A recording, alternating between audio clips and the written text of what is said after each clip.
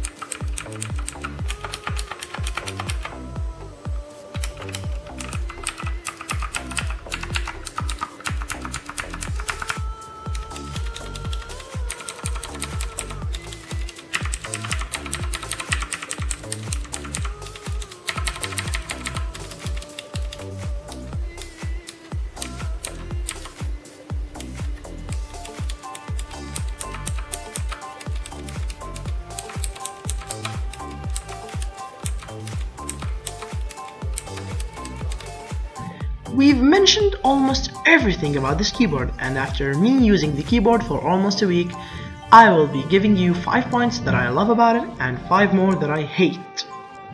I'll be starting with a little honorable mention, which is despite them advertising it as rainbow backlit keyboard only, it has so many effects and presets that you will enjoy.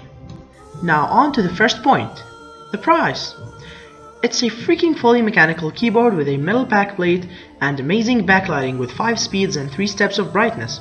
Add to that a keycap puller that even most expensive keyboards don't add for only 40 bucks. Number 2. The overall structure of the keyboard. It's so strong and typing on the keyboard feels great because of the metal backplate carrying the keys and switches and producing that amazing sound of the keys hitting the backplate. Number 4. The keycaps are double injection ABS keycaps and the light just passes through the letters, which is a really nice and useful feature, especially at night. The 10 keyless is so much more compact and small than my last keyboard, which was the K55 RGB from Corsair. It packs a lot in this small space and it's so much easier to travel with. Move from this to another and I can just put it in my bag and go wherever and whenever I want, feeling safe that I don't need to use any membrane keyboard. Now, the things I didn't like about this keyboard. There are few and not that big of a deal, but nonetheless, let's start with them. And number 1 is that the backlighting has only one color per row, and I really don't think that what rainbows looks like. Do they? Number 2, the media keys. They're bound with the FN key, and the FN key is placed far away in the right, so I have to remove my hand from the keyboard and mouse and click the FN key with the function key that I want to activate the function. Number 3, no rest rest. Having a rest rest is great, but not having one, sometimes depending on your angle, might hurt your hand, and adding a rest rest is always a plus in keyboards, besides it being something that people respect and appreciate the company for doing. Number 5, the font. The font is pretty large and bold, and so damn edgy, that I really hate, and if you look at the @ sign, or the number 8, you will find gaps in the middle of them. Why? Just why? Summary then. It's a great keyboard for the price. It offers a lot and has nice accessories with nice lighting effects and great structure overall. So in my opinion, it's a lot better than many other expensive keyboards, and I really recommend it to you if you're planning on getting a budget mechanical keyboard and none of that mechanical feeling or mecha membrane advertising crap. So finally, before I end this episode, I want to tell you guys something. I want to tell you that I'm scheduling my uploads to be every Friday night. So thanks all for watching this second episode of Is It Worth? I hope you enjoyed. Like, share, subscribe for more upcoming videos. Now if you want something else to watch, click the video that is showing up on your screen right now, and see you guys in the next video.